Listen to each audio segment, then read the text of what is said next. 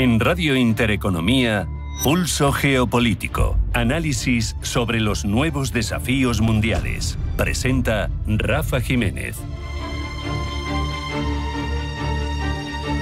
Bienvenidos a Pulso Geopolítico, en el que reparamos en gestos que por lo simbólico casi valen más que el acuerdo que se firma, más que 1000 acuerdos. La visita oficial de Friedrich Merz, canciller alemán, al primer ministro británico Keir Starmer en Londres para consolidar ese tratado de amistad y cooperación que incluye defensa mutua. Y no nos parece, de hecho, una página más, una página irrelevante, no importante, la diplomacia europea. Da la sensación de que es un acto revelador, profundo, de calado, en torno a la transformación radical que vive el continente. Un continente que, no olvidemos, después de una historia más que sangrienta, siglos de guerras intestinas, parece que poco a poco va articulando una convergencia estratégica que no tiene precedentes.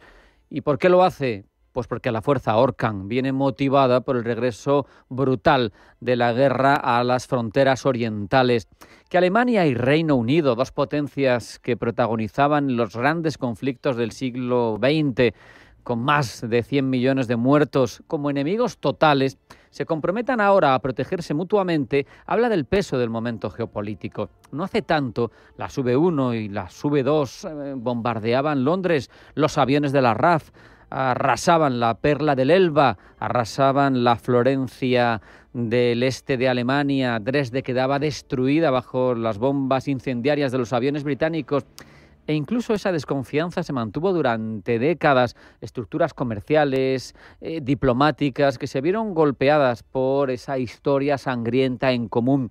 La salida del Reino Unido de la Unión Europea agravó, en cierto modo, esa fractura en otro aspecto cualitativo, pero, sin embargo, hoy ambas naciones sellan ese tratado de defensa compartida, una coordinación legislativa contra mafias migratorias e incluso una agenda común para el fortalecimiento de infraestructuras estratégicas. Y es que la necesidad, es habitual en geopolítica, hace milagros.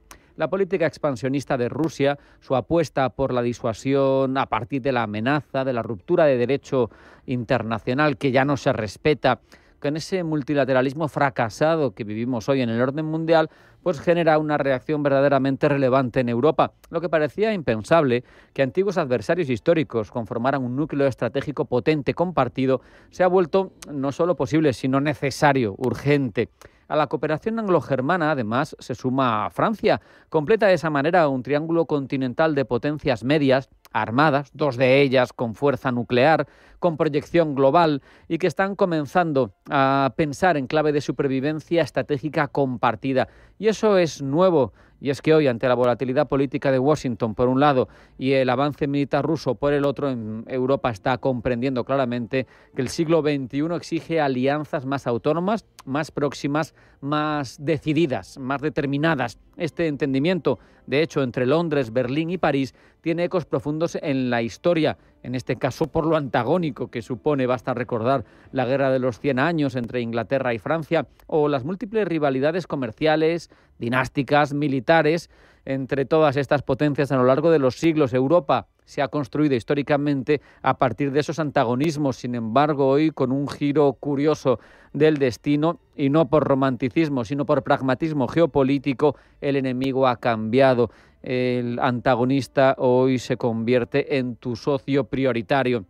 Ya el problema no está al otro lado del Canal de la Mancha, al otro lado de otra orilla del Rin. El problema ahora está en una Rusia que se acerca, se proyecta hacia Occidente y no solo lo hace imbuida del poder militar soviético, lo hace creyente, fervientemente convencida del destino imperial zarista que todos los pensadores outsiders, ciertamente desde un punto de vista académico, pero muy cercanos a Putin en el Kremlin, están verdaderamente convencidos de ello. Y además desarrollan su proyección hacia el este. Esa entente con Rusia busca construir, de hecho, una arquitectura internacional alternativa a lo que supone Occidente. Esto pone en contraste el modelo que representan China y Rusia con todas las alianzas democráticas occidentales. La suya es una alianza formalizada en múltiples encuentros bilaterales, sustentada en ese famoso lema de la amistad sin límites, y corresponde claramente a una lógica de poder vertical y cerrado. Frente a un orden liberal que ellos consideran claramente decadente, apuestan por una estabilidad que proviene del autoritarismo, del control de quien piensa diferente a ti, del disenso y de la fragmentación de un sistema internacional en bloques ahora mismo prácticamente autónomos, en el que no hay un marco común. Además, la llegada de Trump ha ayudado a darle la puntilla al multilateralismo, y ahora mismo lo que impera en ausencia de ese multilateralismo y de un derecho internacional fuerte es precisamente la ley del más fuerte. Por eso es tan significativo el nuevo entendimiento entre las grandes potencias occidentales europeas. Lo que vemos en esta visita de Merz a Starmer no es un simple tratado bilateral, es un paso más hacia una Europa que empieza a entender que su defensa no puede seguir esperando instrucciones de otros. Es además interesante, fundamental, que se articule en paralelo acuerdos similares con Francia. No es ni mucho menos algo irrelevante o tangencial, es algo fundamental, porque Francia, con su capacidad de disuasión nuclear, la única dentro de la Unión Europea y la otra junto con la británica dentro del occidente europeo, y con su proyección global, ya saben, su presencia en el Indo-Pacífico, es el tercer pilar necesario, más que útil, para esta nueva arquitectura de seguridad europea. Esta unión, este triángulo, puede funcionar como un núcleo operativo de reacción, como motor de políticas comunes en ámbitos como la defensa, la tecnología o la seguridad. Si se actúa con firmeza militar, Europa quiere, pero más que quiere, todavía más debe preservar su identidad política. Esta alianza, Londres, Berlín y París, tiene que ser una estructura, bien es cierto, defensiva, pero no solo. Tiene que ser defensiva, no solo digo en lo militar, sino que tiene que estar basada en la defensa de estructuras políticas abiertas, deliberativas, responsables y respetuosas, sobre todo, con lo que representan las democracias occidentales. Es importante la transformación silenciosa pero profunda que atraviesa Europa, donde antes hubo recelos, hoy hay pactos, y donde antes hubo guerras, hoy se forja, por necesidad, por pragmatismo, una nueva forma de resistencia común. Una Europa que no espera ya que otros la defiendan, porque no va a obtener esa defensa. Una Europa que por fin empieza a entender que solo unida puede seguir siendo libre y defender los valores que defiende. Vamos a hacer un alto en el camino. A la vuelta vamos con información geopolítica en forma de titulares y con Pablo Llanones. No se vayan, sigue Pulso Geopolítico en Intereconomía.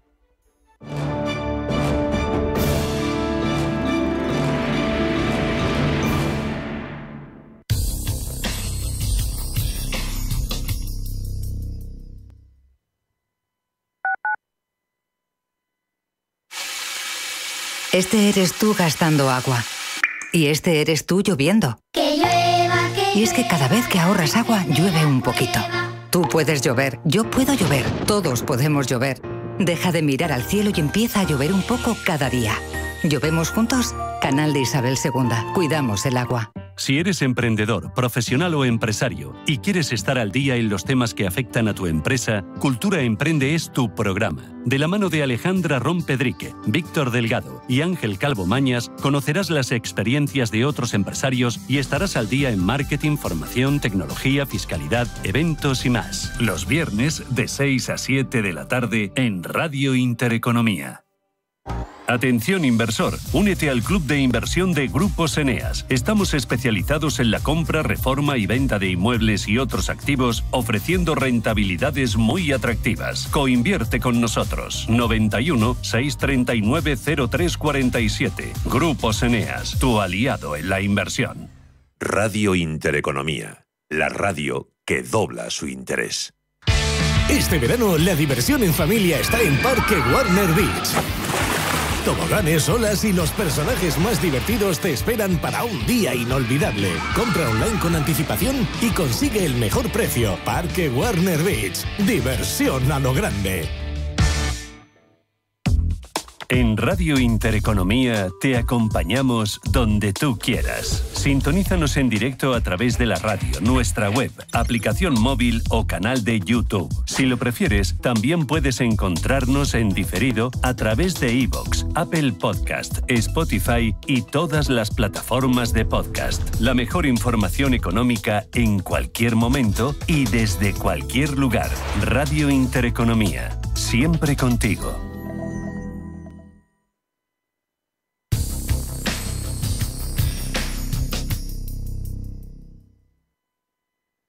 ¿Tienes un proyecto o sueño emprendedor? No te pierdas Emprende en Intereconomía con Juanma Romero. Cada semana descubrirás historias de éxito, consejos prácticos y claves para liderar tu negocio con carisma y empatía. Aprende, crece y conéctate con emprendedores como tú. Emprende en Intereconomía con Juanma Romero, el programa para transformar tu futuro. Te esperamos todos los jueves a las 10 de la noche en Radio Intereconomía.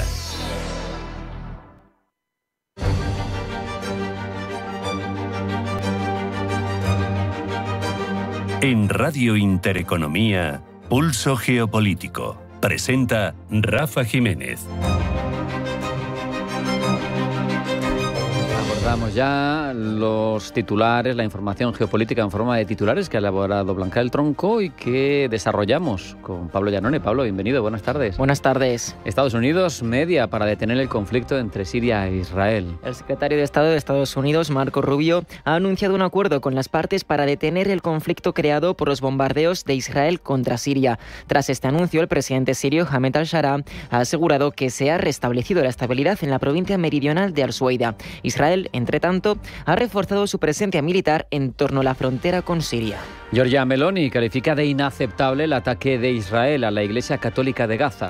La Iglesia de la Sagrada Familia, la parroquia católica de Gaza, que alberga en su interior a numerosos desplazados por el conflicto, ha sido atacada por el ejército israelí en las últimas horas. Se ha llevado un saldo de 2 muertos y varios heridos, 6 de ellos muy graves. Para la primera ministra italiana, Giorgia Meloni, los ataques contra la población civil que Israel viene demostrando desde hace meses son, ha dicho, inaceptables. En ninguna acción militar, ha añadido, puede justificar tal actitud. En paralelo, por cierto, continúan las negociaciones de alto el fuego en Doha sin avances aparentes. Volvemos a Europa porque Zelensky remodela su gobierno, que será confirmado hoy por el Parlamento. El presidente ucraniano Volodymyr Zelensky ha consumado otra gran remodelación del gobierno con la designación del anterior primer ministro Denis Shmyhal como nuevo ministro de Defensa y que será sustituido a su vez en el cargo por la hasta ahora titular de Economía, Yulia Sviridenko. El Parlamento se reúne para confirmar los cargos. Friedrich Merz visita Reino Unido. Allí el canciller alemán se ha reunido con el primer ministro británico, con Keir Starmer, y han firmado un nuevo tratado de cooperación bilateral centrado en defensa y economía. Continúan las negociaciones comerciales entre Estados Unidos y la Unión Europea. El comisario europeo de Comercio, Maroš Šefčovič, ha viajado a Washington para reunirse con su homólogo estadounidense, con Howard Lutnick, en un intento de lograr un acuerdo comercial que evite la imposición de aranceles del 30% a las importaciones procedentes de Europa. En Sudáfrica, entre tanto, reunión de ministros y gobernadores de bancos centrales. La tercera reunión de ministros de finanzas y gobernadores de bancos centrales bajo la presidencia sudafricana del G20 ha empezado ya en un contexto marcado por la guerra comercial de Estados Unidos y desafíos como la financiación para el desarrollo o la deuda.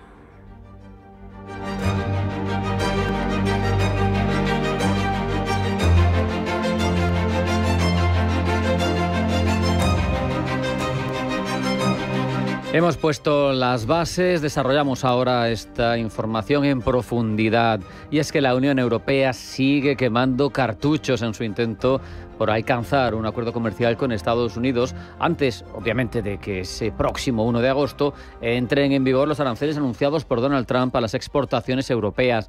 Este mismo jueves, el comisario europeo de Comercio, Maroš Šefčovič, se reúne en Washington. Lo hace con su homólogo, el secretario de Estado de Comercio, Howard Lutnick, también con el representante de Comercio, con Jamieson Greer. El comisario de Comercio europeo intenta negociar un acuerdo bilateral que evite esa subida arancelaria e incluso considerando posibles concesiones de la Unión Europea. Se barajan posibilidades como abrir mercados o rebajar barreras a cambio de la suspensión de ese arancel estadounidense. Bruselas amenaza, por su parte, y como argumento defensivo, con aranceles de en torno a 72.000 millones de dólares en productos estadounidenses si finalmente no se alcanza ningún acuerdo. La Comisión Europea podría activar, además, el mecanismo anticoerción, aunque esta medida tiene implicaciones políticas y legales que tendrían que ser tenidas en cuenta. Nos lo cuenta Paloma Arnaldos. Ya hay varios países europeos liderados por Francia que se han mostrado a favor de activar este mecanismo anticoerción. Se trata de un instrumento legal adoptado por Bruselas en 2023 que permite responder a actos de coerción económica de terceros países. Se activa cuando un país extranjero intenta presionar a la Unión Europea o a un Estado miembro para cambiar sus políticas mediante amenazas o restricciones comerciales, como por ejemplo los aranceles. Hasta la fecha, este mecanismo no se ha activado formalmente contra Estados Unidos, aunque ya hay países, como decimos, que han sugerido que la amenaza de aranceles masivos a partir del 1 de agosto por parte de Trump podría justificar su uso. Por el momento, Bruselas prefiere primero negociar y, en tal caso, usar represalias tradicionales como un arancel espejo. ¿Pero qué supondría su aplicación? Este mecanismo anticoerción puede incluir nuevos aranceles sobre productos estadounidenses, pero también la suspensión de ventajas comerciales o la restricción a la contratación pública y de licencia para empresas extranjeras. Aplicarlo contra Estados Unidos implicaría un choque frontal contra un socio clave. Es más, sectores exportadores europeos, como el del automóvil, el vino o el de la aviación, podrían sufrir represalias cruzadas. La incertidumbre, además, podría dañar a los mercados financieros y a las cadenas de suministro. Mostraría, eso sí, que Europa no está dispuesta a ceder ante las presiones de Trump y sería una señal clara de autonomía estratégica. Por cierto, que incluso se baraja la posibilidad de una vuelta de tuerca mayor. Estaría elaborando Bruselas una lista de posibles aranceles sobre los servicios de Estados Unidos. Recordemos que la balanza de Estados Unidos frente a Europa es deficitaria en lo comercial, donde ha puesto el ojo Trump, pero es superavitaria claramente en el ámbito de los servicios, y ahí con compañías como GAFA, Google, Amazon, etcétera, le puede hacer verdaderamente mucho daño la Unión Europea a Estados Unidos. Otra cosa es que compense por el global del contexto, como nos explicaba Paloma al tiempo. Se consideran controles de exportación como parte de un plan de represalia más amplio si finalmente esas negociaciones fracasan, según Financial Times, que está citando fuentes familiarizadas con el asunto. Una iniciativa que se sumaría al arancel de 72.000 millones de euros previamente anunciados sobre esas importaciones estadounidenses. Bruselas consideró, recordemos anteriormente, ampliar las contramedidas, como decía, a los servicios, pero no ha llegado a presentar un marco concreto a las capitales europeas, que finalmente son las que tendrían que dar el visto bueno. Según Financial Times, la lista no se centraría únicamente en empresas tecnológicas con sede en Estados Unidos, pero bueno, esto todavía tiene mucho recorrido por delante. Veremos cómo va evolucionando. Cambiamos de asunto, porque Estados Unidos media entre Israel y Siria. ¿Para qué? Para reducir la violencia y establecer una tregua tras los últimos ataques israelíes en el sur de Siria. Incluso ha llegado a atacar en Damasco. Lo ha confirmado el secretario de Estado de Estados Unidos, Marco Rubio, quien ha asegurado que Washington ha estado en contacto continuo tanto con Israel como con las autoridades sirias, incluyendo al gobierno interino de Ahmed al-Shara. A los esfuerzos diplomáticos de Estados Unidos se ha incorporado también Turquía. Ya saben que es quien ha apadrinado a HTS, a ese grupo terrorista de Al-Golani, a llegar al poder, que ahora están como representantes institucionales, pero hace nada eran terroristas buscados. Ambas potencias insisten en la necesidad de respetar la nueva estabilidad política siria tras un cambio de gobierno, evitando erosionar el control central después de la caída del régimen de al-Assad. Por su parte, el presidente interino de Siria promete resistir cualquier intento de Israel de dividir Siria. Al-Shara ha acusado a Israel de intentar crear un conflicto en curso en Siria y asegura que tales esfuerzos son en vano, que no van a tener éxito. De la figura de Al-Shara nos habla el diplomático Gustavo de Aristegui. Con su actitud ha conseguido que los Estados Unidos levanten todas las sanciones que tenían impuestas al anterior régimen sirio. Desde luego, Ahmed al-Shara tiene un pasado ciertamente cuestionable.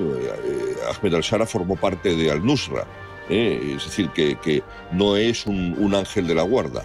Pero no hay que olvidar tampoco que el régimen sirio actual tiene mucha necesidad de una normalización absoluta.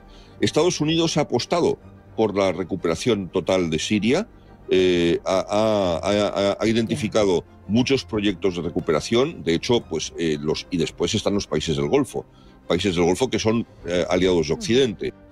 Todo ello después de que Israel, como decíamos, haya atacado de forma masiva edificios gubernamentales sirios en Damasco, incluido el Palacio Presidencial, y haya amenazado con ampliar su intervención militar en el sur del país. Los ataques siguen a los bombardeos del martes, a los intensos enfrentamientos entre facciones drusas y las tropas gubernamentales en Al-Sueida, y sobre ello también nos hablaba Gustavo de Aristegui. Lo que no quiere Israel es que las armas del antiguo ejército sirio puedan caer en manos de algún grupo terrorista. Llevan mucho tiempo atacando las bases del ejército sirio, tanto de la Fuerza Aérea, para evitar que los aviones de caza sirios lleguen a formar parte del arsenal de grupos terroristas, o sobre todo su arsenal de misiles y de cohetes. Y en paralelo, Israel continúa con su ofensiva en Gaza. Esta mañana ha atacado el complejo de la Iglesia de la Sagrada Familia, refugio para cientos de civiles, incluyendo cristianos y musulmanes. Según el Patriarcado Latino de Jerusalén, al menos 4 personas han muerto, 7 más han resultado heridas, entre ellas el párroco, el padre Gabriel Romanelli, quien ha sufrido lesiones leves. El ejército israelí ha confirmado el ataque, ha asegurado que está investigando las circunstancias del mismo, ha subrayado que hacen todo lo posible para mitigar daños a civiles y a lugares religiosos. Tras el ataque, el Papa León XIV ha hecho un llamamiento inmediato, alto el fuego, al diálogo entre las partes. También la primera ministra de Italia, Giorgia Meloni, ha condenado el ataque, lo ha calificado de inaceptable y de hecho, para Meloni, los ataques a la población civil que Israel viene demostrando y realizando desde hace meses le parecen a la premier italiana inaceptables. Cambiamos de nuevo de asunto para volver a Europa. De hecho, volvemos en concreto a Reino Unido. Hemos visto a Keir Starmer recibir a Friedrich Merz en su primera visita como canciller alemán desde que asumió el cargo en el pasado mes de mayo. Han firmado el mayor tratado bilateral entre ambos países, nada menos que desde 1945, más que simbólico. La defensa, además, es la piedra angular, Pablo. La paz fue la que unió a ambos países en la década de los 40 después de la Segunda Guerra Mundial, y ahora es el temor a la guerra. Por ello, han firmado el desarrollo mutuo de un nuevo sistema de misiles de largo alcance y el compromiso de asistencia mutua. Ahora, una amenaza para uno también lo sería para el otro. El tratado también contiene nuevas medidas para combatir la migración irregular, el transporte, la investigación y la innovación. Asimismo, incluye un compromiso para promover los intercambios transfronterizos de migrantes, un tema delicado para el gobierno de Keir Starmer, quien se enfrenta a las presiones para reducir tanto la migración legal como la irregular. De hecho, Starmer ya ha anunciado por X, ha sido la primera comunicación que ha hecho de la firma de este tratado, ha dicho que Alemania tratará de interrumpir el tránsito de embarcaciones pequeñas a Reino Unido para acabar así con las bandas de tráfico de personas. La migración también fue, por cierto, un tema abordado entre Starmer y Macron la semana pasada, la primera visita de Estado de un líder europeo al Reino Unido desde 2008. Starting first with tackling illegal migration. Escuchamos a Starmer afirmando que han implantado un acuerdo piloto para deportar semanalmente hasta 50 migrantes que crucen el Canal de la Mancha en bote desde el Reino Unido a Francia. Ambos asentaron también acuerdos sobre defensa, apuntando no solo a un posible fortalecimiento del E3, eje Berlín-Londres-París, sino a una mayor presencia de Reino Unido en Europa desde el Brexit.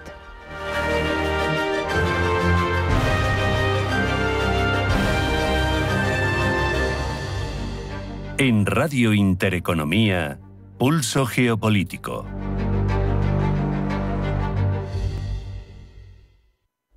Vamos con nuestro empeño que desarrollamos con la colaboración de Pablo habitualmente, con el protagonismo de Pablo, para ver cómo el sesgo de los distintos países, el sesgo de los distintos medios de comunicación condiciona la forma en la que nos cuentan lo más relevante del ámbito geopolítico.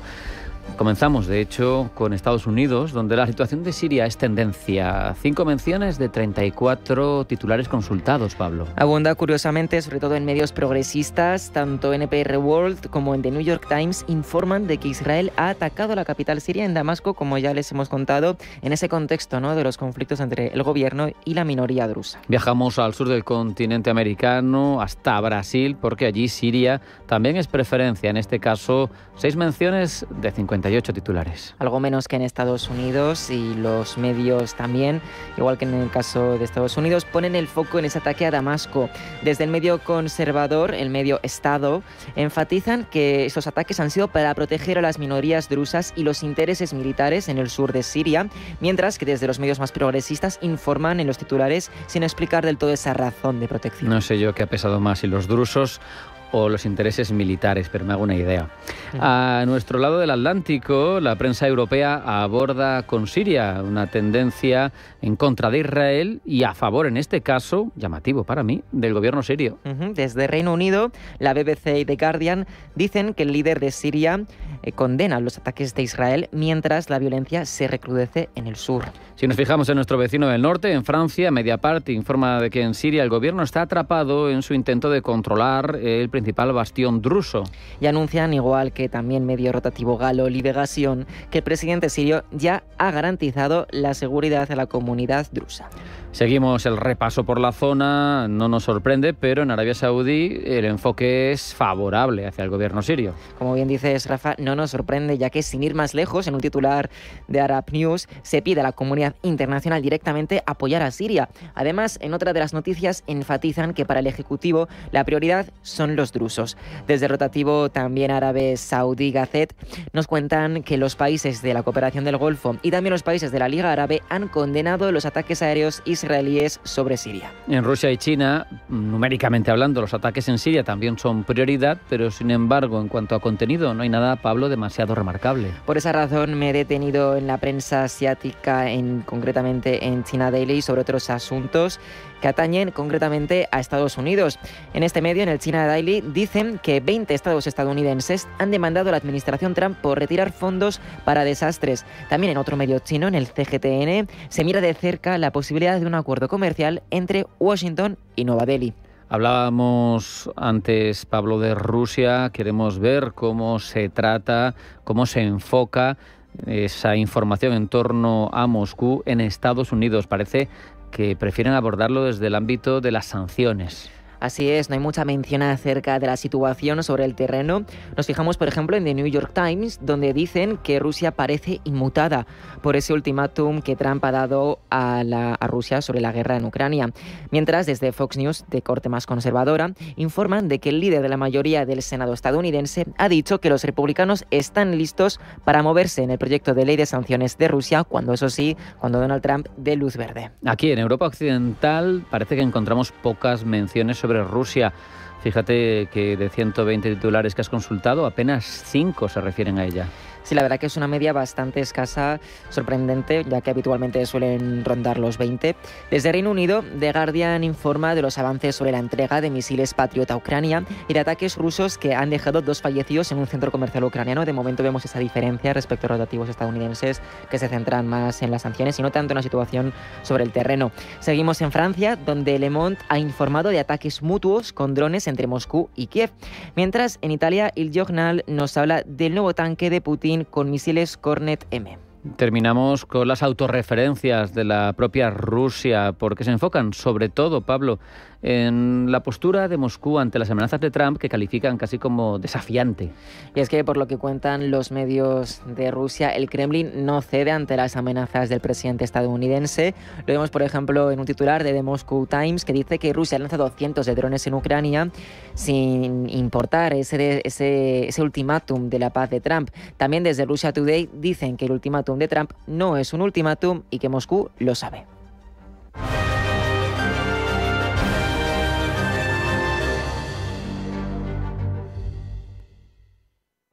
Demo Broker Global, la plataforma a tiempo real de Banco Big que te permite invertir con 100.000 euros ficticios para que practiques sin compromiso. Entra en bancobig.es y aprende a invertir como un verdadero broker. Banco Big, nos mueven tus valores. Octava carrera popular de rasueros a favor de la Asociación Española contra el Cáncer. Sábado 16 de agosto a las 7:30 de la tarde. Patrocinan Recoim, Grúas Ávila, Estudio 3, Propie, Fundación Pilar Luis Coco Transporte y Logística Avanzada, Peñaranda Motor, Construcciones F. Pérez, Vallacanalón, De Credit y Seur Ávila. Inscríbete en oricronsport.com. Organiza Ayuntamiento de Rasueros con la colaboración de Intereconomía. Con cada paso estarás más cerca de la meta. En un entorno empresarial cada vez más competitivo, conseguir la certificación CIEGE de Informa y El Economista es la prueba definitiva a una gestión excelente. Ya está abierto el plazo para este año. Busca CIEGE en Google, realiza el test gratuito en la web e inicia el proceso de certificación dirigido por Informa. Destaca tu empresa frente a entidades financieras, colaboradores y clientes y mejora tu reputación de marca gracias a la visibilidad en eleconomista.es. Tu gestión, validada por los líderes.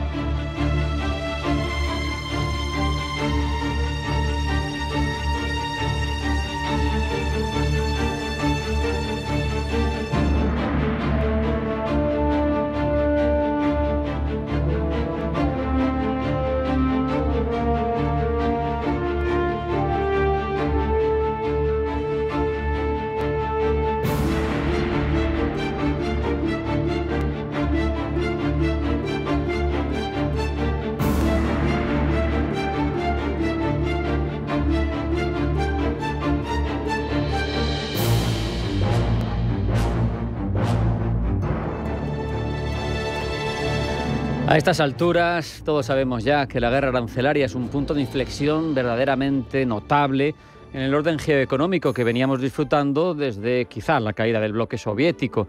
La globalización que poco a poco se fue configurando y que todos compramos se intenta reinventar en un contexto verdaderamente complicado. Como queremos entender en qué punto estamos, hemos invitado para hablar de ello a Rafael Pampillón, conocido economista, profesor del CEU, de IE Business School y toda una referencia para nosotros. Rafa, bienvenido, buenas tardes. Gracias, Rafa, por invitarme. Por dar contexto, ¿cuál sería, en tu opinión, la principal preocupación que te genera esa visión proteccionista con la que gobierna Donald Trump? Hace nada hemos visto en Expansión 2 artículos tuyos que pivotan en torno a esta realidad. Entonces, ¿qué es lo que más te preocupa el proteccionismo de Trump? Bueno, por un lado la incertidumbre, porque no sabemos qué aranceles vamos a tener, ni en Europa ni en Brasil, por poner dos ejemplos.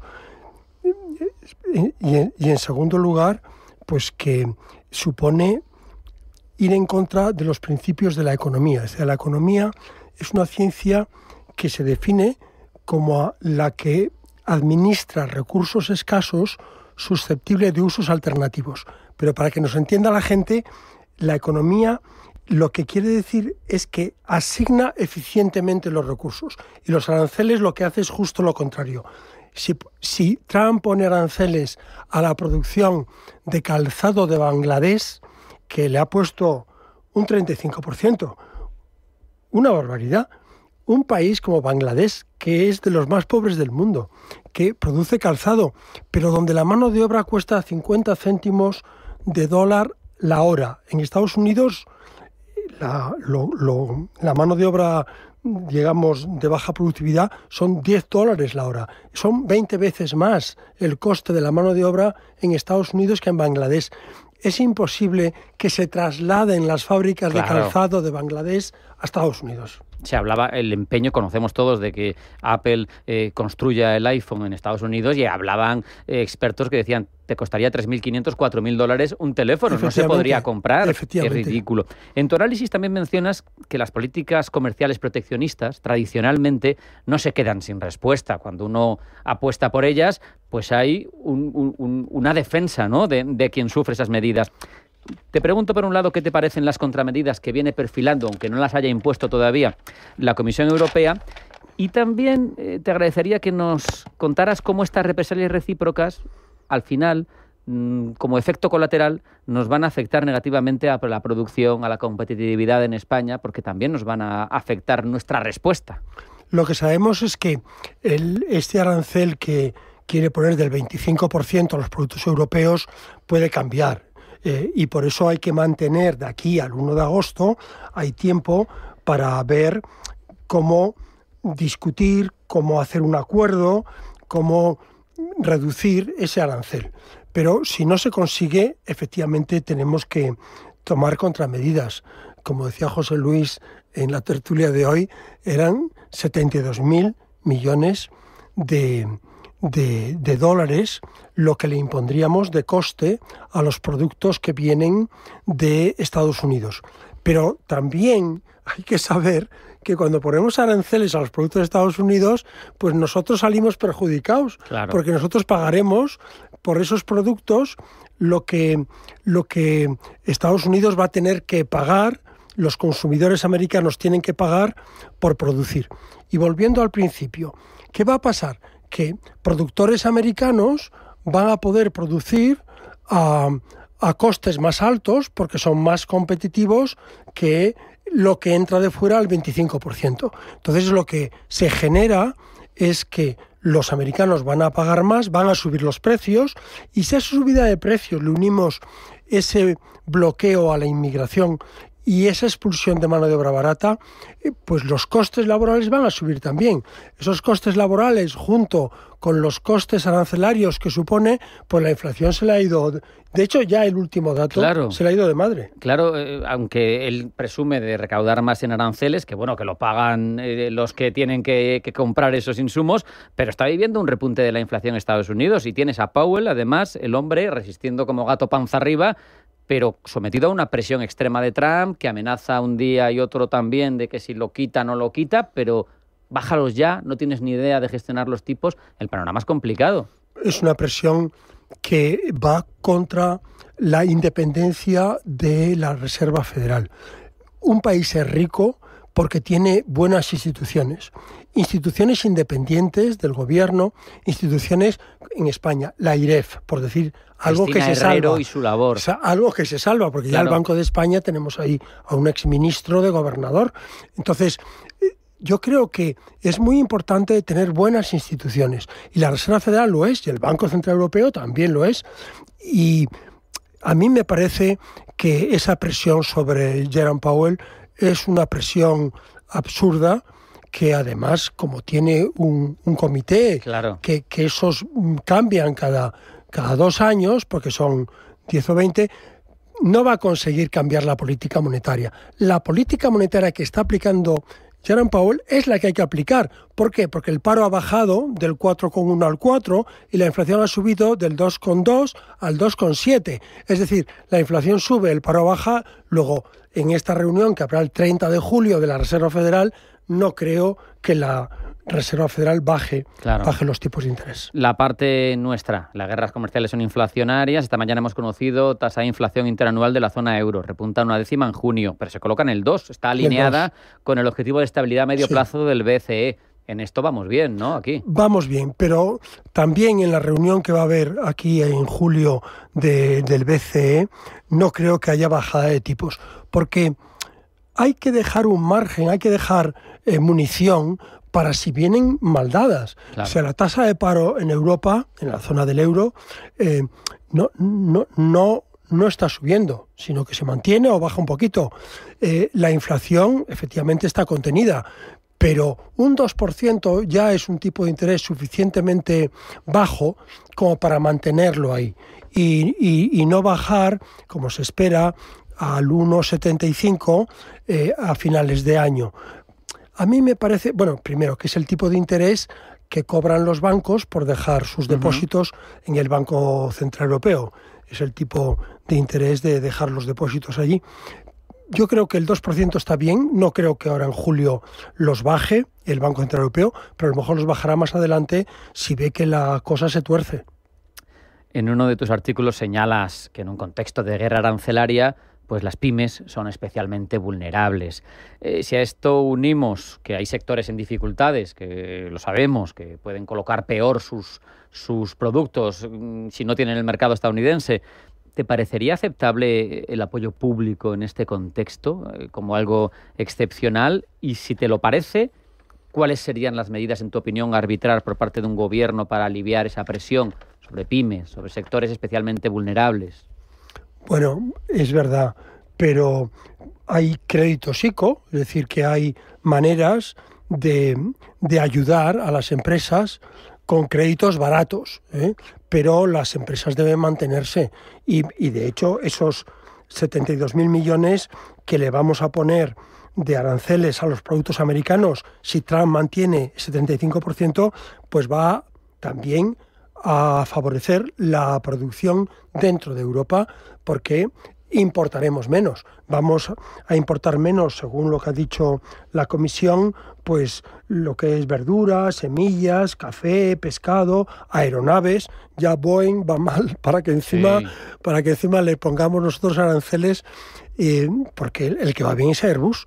Lo que tiene que hacer Trump, a mí me parece que es gastar más en investigación y desarrollo y no reducirlo como está haciendo, y atraer capital humano para competir con China. Si quieres competir con China, no utilices aranceles, utiliza lo que tienes, que te va bien, que es la innovación, y atraer ese capital, esas personas excelentes que en vez de atraerlas las estás echando. Fíjate, es anecdótico, pero me está viniendo a la cabeza con esto que recomiendas, que hace poco fue la Olimpiada Matemática Mundial y que por primera vez en varios años no ganó el equipo chino, ganó el equipo estadounidense. Y si ves la foto, son todos chinos, asiáticos.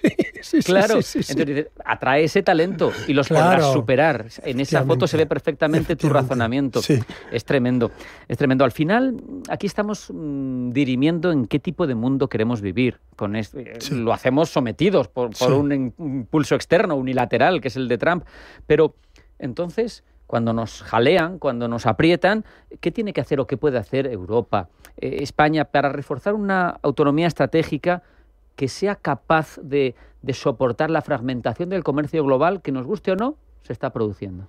Pues es una apuesta por la tecnología, es una apuesta por la investigación y desarrollo, por la innovación, es una apuesta por estar más unidos en Europa, por favorecer ese mercado único que tenemos de bienes y servicios. España no puede apartarse, como parece que hace, de esa Unión Europea en lo militar, de esa Unión Europea en la inmigración. A mí me parece que hemos abierto mucho la mano en inmigración, como hizo Biden. Y ahora pues Trump intenta corregirlo, pero quizá de una manera un poco grosera.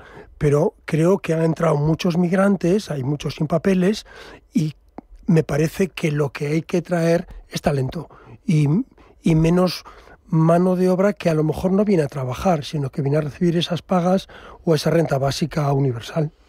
Quiero también, para ir terminando, que nos hagas un análisis sobre las implicaciones que tiene este segundo mandato de Trump, su proteccionismo, su entendimiento del comercio internacional de aquella manera unilateral para las tensiones geopolíticas, el crecimiento del mundo, porque lo están condicionando. Sin duda. A mí me parece que esto es poner palos en la rueda, es decir, los aranceles nunca ayudan.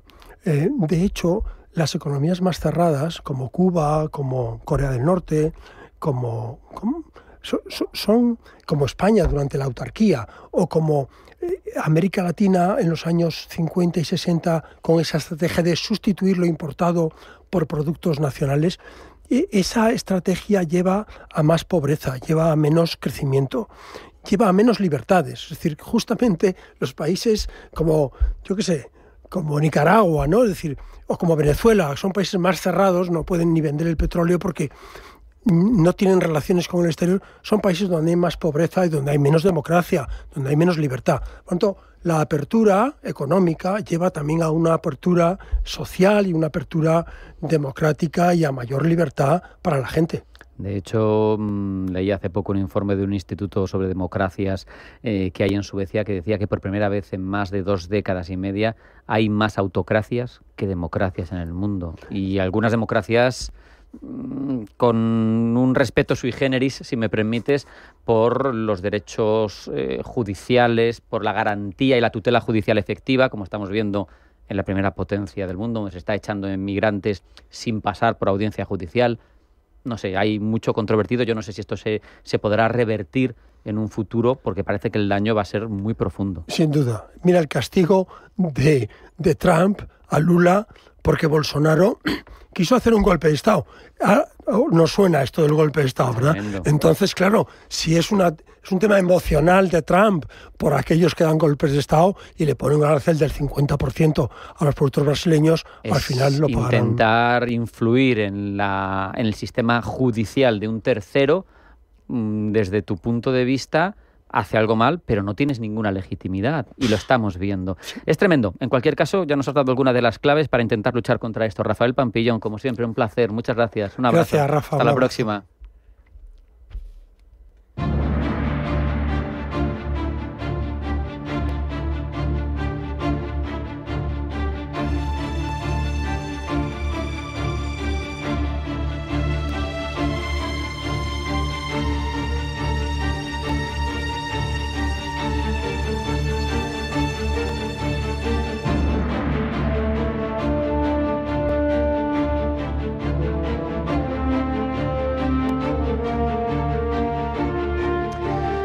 Hace unos días escuchábamos al GEMAT, al jefe del Estado Mayor de la Defensa, al almirante general Teodoro Esteban López Calderón, afirmar que el orden internacional en los próximos 5 o 10 años va a depender fundamentalmente del desenlace de la guerra de Ucrania y sobre todo de la interrelación entre Estados Unidos, la Unión Europea, Rusia y China.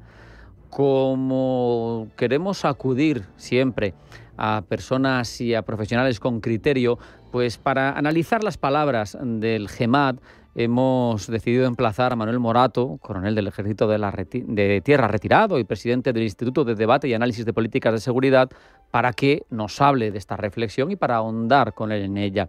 Manuel, bienvenido, buenas tardes. Muchas gracias, buenas tardes, Rafael. ¿Estás de acuerdo con el planteamiento que enarbolaba yo en el comienzo por parte de, que no hacía más que repetir lo que había dicho el GEMAT? ¿Estás de acuerdo? Bueno, si me lo permite, Rafael, quisiera en primer lugar comenzar diciendo que el GEMAT, el almirante general López Calderón, es un gran profesional. Es un ejemplar servidor público que conoce perfectamente cuál es su misión, su papel como máximo representante y responsable militar de las Fuerzas Armadas Españolas, y su relación con el gobierno, como usted muy bien sabe, es la de un asesor. Él es asesor del presidente del gobierno y de la ministra de Defensa. Naturalmente es un asesor muy cualificado. Claro. Y lo digo por las injustas acusaciones contra él que se han publicado en algunos medios en relación con el aumento del gasto en defensa y esos comentarios que, bueno, a los que usted se refería de alguna manera, que en realidad lo que decía el GEMAT solo reflejan el interés general. Y esos comentarios contra él, pues lo que se ve es que eran, bueno, que buscaban no que fuese como es un fiel servidor de todos, sino de una parte solamente. Claro, sí. Y yendo ahora a su pregunta, en mi opinión, estamos sin duda en el comienzo de un nuevo orden mundial multipolar, que efectivamente depende en gran medida del desenlace de la guerra de Ucrania y, sí, claro que sí, de las consiguientes relaciones entre Estados Unidos, China, Rusia y la Unión Europea. Si vamos viendo escenarios, Manuel, uno sería pues un mantenimiento, un cierto mantenimiento del statu quo actual, pues que no haya una paz duradera en Ucrania y que además siga ese polvorín incendiado, el de Oriente Próximo. Ese sería un escenario que no sé qué plantearía después, no sé qué nos aporta. Bueno, ese es un escenario. Hay otros escenarios, como usted muy bien sabe. Para mí este no es el posible en un inmediato futuro, ¿no? ¿Sería más probable otro, entonces, Manuel? Sí, yo creo que sí. Yo creo que hay otros escenarios, como usted sabe, porque también sigue estos temas con atención. que podrían ser, bueno, pues dos grandes bloques alineados en torno a China y Estados Unidos, en donde Europa estaría subordinada a Estados Unidos y Rusia, bueno, de alguna manera, pues condicionada, por supuesto, con su apoyo y necesidad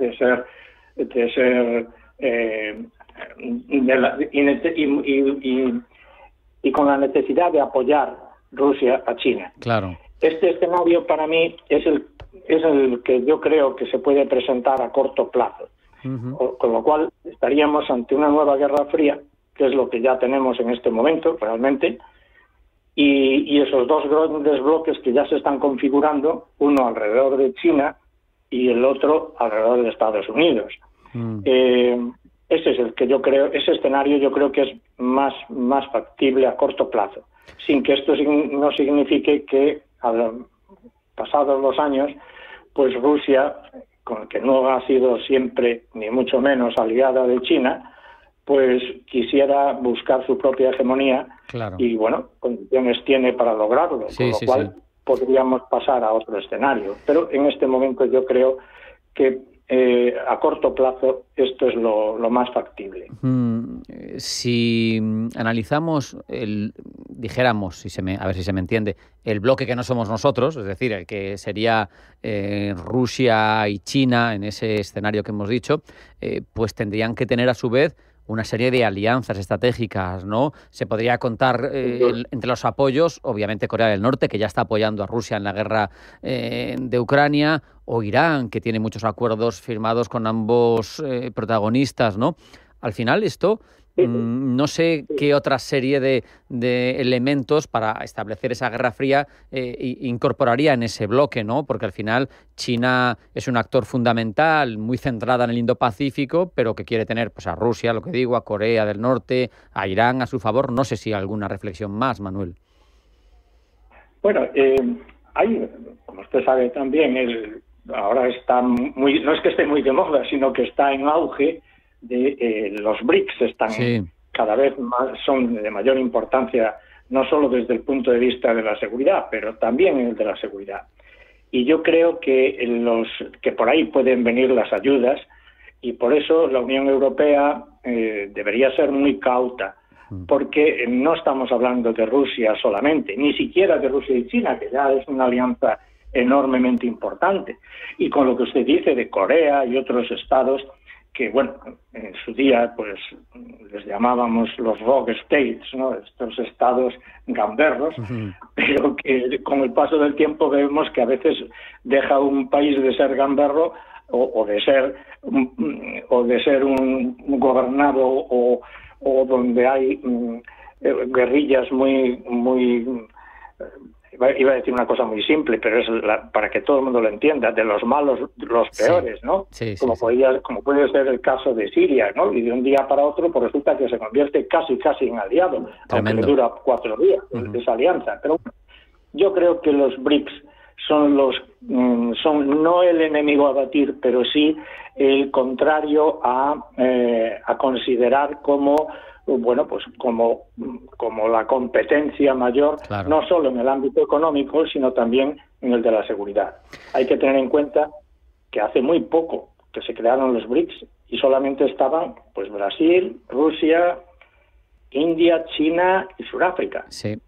Pero ya se han sumado nada menos que, fíjese, Egipto, Etiopía, Irán, los voy a enumerar porque los BRICS yo los tengo muy en mi memoria porque son muy importantes cada vez más, ¿no? Bueno, pues Arabia Saudita, Emiratos Árabes Unidos, todos esos ya forman parte desde hace un par de años de BRICS, pero es que el pasado año se han unido Argelia, Bielorrusia, Bolivia, Cuba, Indonesia, Kazajstán, Malasia, Nigeria, Tailandia, Turquía, Uganda, Uzbekistán y Vietnam. Y no sé si me dejó alguno. Tremendo. O sea que es tremendo, sí, la nómina. Bueno, sabemos que hay ¿Perdón? Que es tremenda la nómina de socios que se van incorporando, como bien nos está explicando. Es tremendo. Incorporaciones además cualitativas como Indonesia, casi 300 millones de habitantes, Nigeria, que va a ser, según las proyecciones demográficas a finales de este siglo XXI, el segundo país más poblado del mundo, por delante de China y por detrás de India, con lo que son naciones que cualitativamente que se unan es muy significativo lo que nos está contando. Bueno, y no olvidemos que Turquía es un aliado nuestro de la OTAN. Cierto. Sí, sí. Y aspirante a la Unión Europea, en fin. Sí, precisamente le quería hablar sobre la Unión Europea, que él ha sacado a colación. La Unión Europea da una sensación de tener una ecuación desequilibrada. Somos casi 500 millones, tenemos 17 millones de PIB, tenemos incluso un país con potencia nuclear, pero no pintamos nada apenas en el concierto internacional, más allá de lo económico. Bueno, yo la verdad creo que la Unión Europea ha cometido graves errores en los últimos años. La Unión Europea tendría que convertirse en una verdadera unión de Estados. En la actualidad, la Unión Europea no es ni una federación ni una confederación. Y bueno, pues si queremos pintar, como usted dice, algo en el escenario internacional, pues tenemos que profundizar en esa unión para que se convierta en una entidad propia con carácter político único y con una política exterior única que no tenemos. Claro. Y claro, el problema es que esto supone una pérdida de soberanía de los Estados. Claro, los Estados tienen que ceder esa su soberanía en estos ámbitos, en el ámbito militar, por supuesto, que ya está incluido ahí cuando digo en la política exterior, tiene que cederlo a la Unión Europea. Y esa es una asignatura pendiente que no parece que estemos dispuestos a aprobar. No creo que estemos estudiando lo suficiente para aprobarla. Porque no hay voluntad política, claro. Esa es la realidad.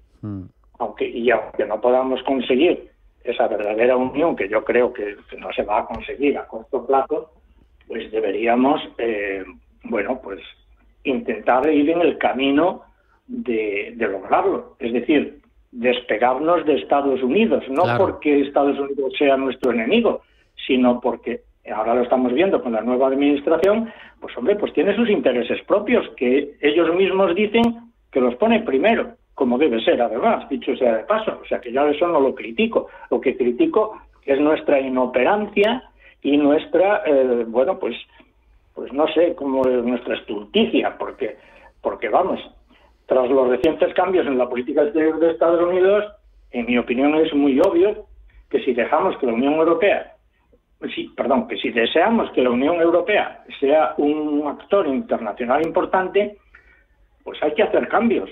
Claro. La OTAN se tiene que transformar. No podemos descansar nuestra seguridad en una organización que no controlamos, porque, es del género, no sé, no quiero definirlo de ninguna manera, ¿de qué género? Porque evidentemente no estoy hablando de tema sexual, pero tampoco quiero ponerle la palabra que me parece demasiado fuerte para utilizarla, pero que cada uno puede poner la que quiera.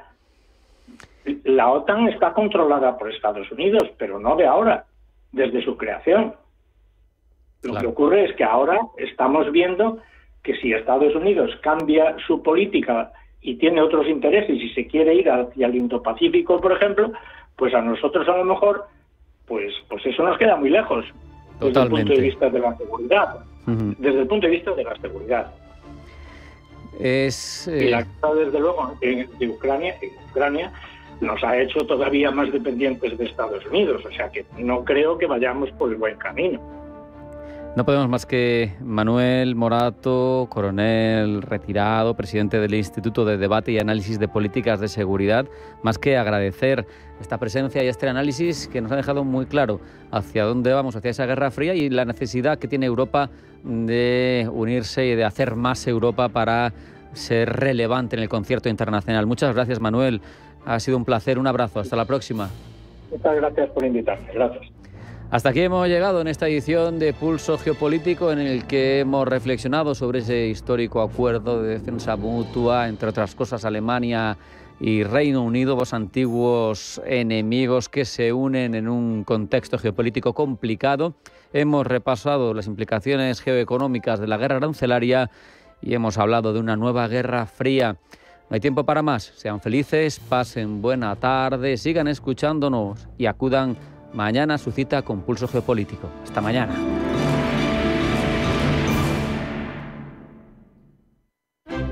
Ahorrador, ¿no conoces Rising? R de rápido, A de ahorro, I del interés que pones y SIN de sin complicaciones. Abre una cuenta Rising en Rising Bank y accede a más de 100 depósitos y cuentas de ahorro de bancos de Europa y España. Lleva tus ahorros a nuevas alturas en Rising.com. La cuenta Rising tiene un indicador de riesgo verde 1/6. Entidad adherida al Fondo de Garantía de Depósitos alemán hasta 100.000 euros por depositante. La provincia de Segovia florece con talento, pasión y ganas. Acoge historias reales de quienes han echado raíces, de quienes han vuelto a su origen y de quienes apuestan por una nueva vida en nuestros pueblos. Como tú, como nosotros, porque nuestros pueblos son y siempre serán nuestra verdadera fortaleza. Diputación Provincial de Segovia. ¿Sabes que tomando 2 litros de agua Sierra Cazorla te aporta el 30% de magnesio que necesita tu cuerpo? Y además es baja en sodio.